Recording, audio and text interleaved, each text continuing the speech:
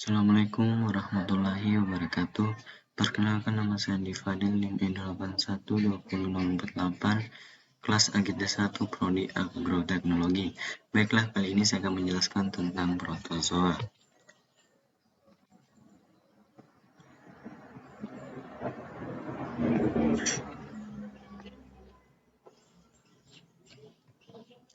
Nah, pertama definisi protozoa.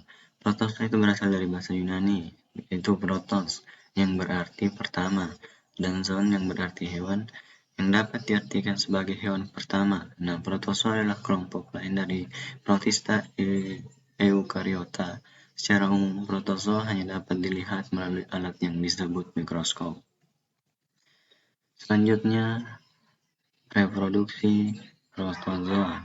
Reproduksi protozoa terbagi menjadi dua, yaitu secara aseksual dan seksual.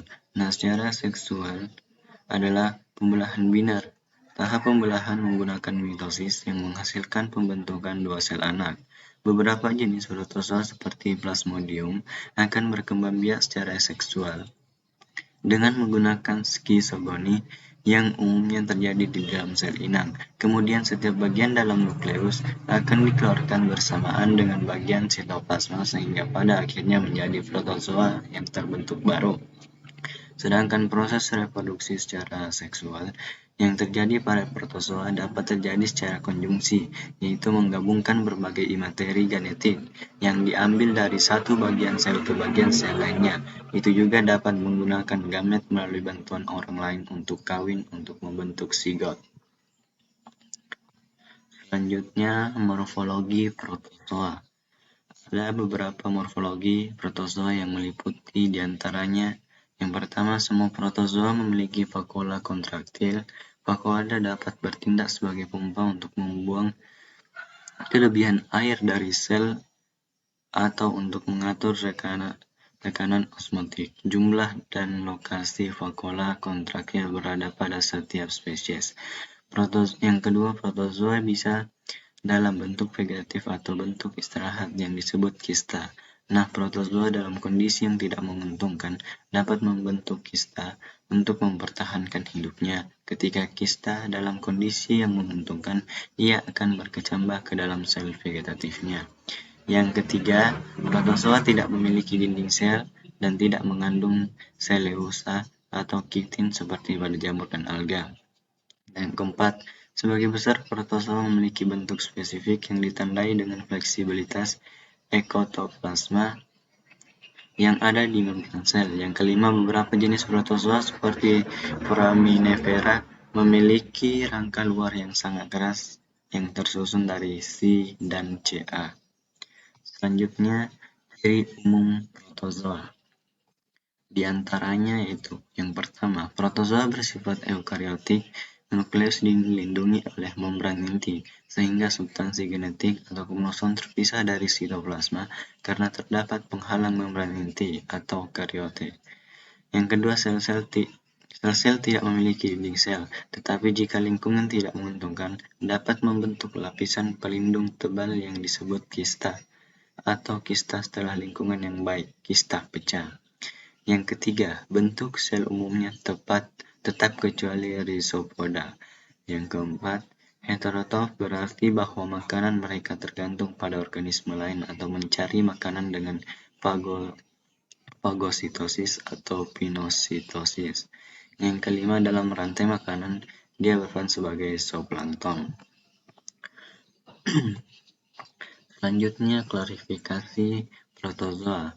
Nah, klasifikasi ini dapat dibedakan menjadi 4. Yang pertama, ada Rhizopoda atau Sarcodina. Yang kedua, Flagellate atau Mastigophora. Yang ketiga, Ciliata atau Cilifora. Yang keempat, Sporozoa. Selanjutnya, contoh patogen pada tanaman cabai. Adapun patogen dalam tanaman cabai diantaranya itu bakteri. Yang pertama ada bakteri Ralstonia solanacearum. Bakteri Ralstonia merupakan salah satu patogen ular tanah, soil borne. di mana tanah menjadi media tumbuh dan berkembang biak. Bakteri Ralstonia bekerja dengan cara melepaskan enzim penyebab busuk di daerah sekitar akar sehingga menyebabkan tanaman cabai menjadi layu. Yang kedua, Fusarium sp. Jamur.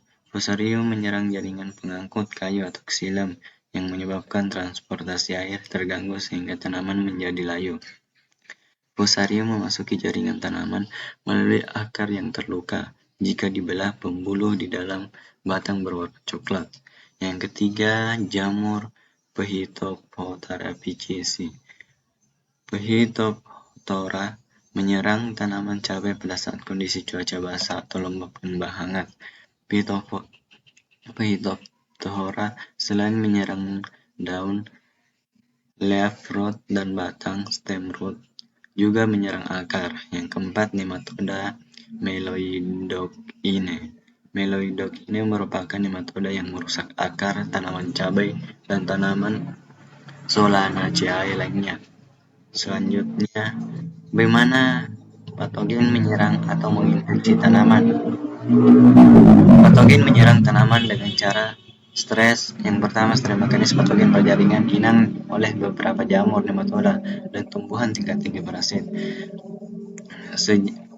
Senjata kimia patogen menghasilkan enzim pengatur tumbuh dan oksigen yang dapat menghancurkan komponen penyusun inang, memecah nutrisi yang terkandung dalam sel, dan mempengaruhi protoplasma dan sistem yang beroperasi secara berlangsung.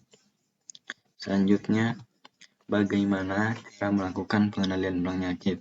Adapun caranya itu yang pertama, pengendalian secara fisik dan mekanis, yaitu membunuh hama secara langsung atau memangkas bagian tanaman yang terinfeksi penyakit dan membakarnya. Selanjutnya, pengendalian secara kimiawi, yaitu membunuh hama atau patogen penyebab penyakit dengan menggunakan obat-obat pestisida, misalnya insektisida untuk membunuh hama dari golongan serangga, fungisida untuk membunuh jamur, rodentisida untuk membunuh tikus, dan bakterisida untuk membunuh bakteri. Pengendalian hayati, yaitu membunuh hama dengan menyebarkan hewan yang merupakan musuh alami atau predator. Sekian dan terima kasih. Wassalamualaikum warahmatullahi wabarakatuh.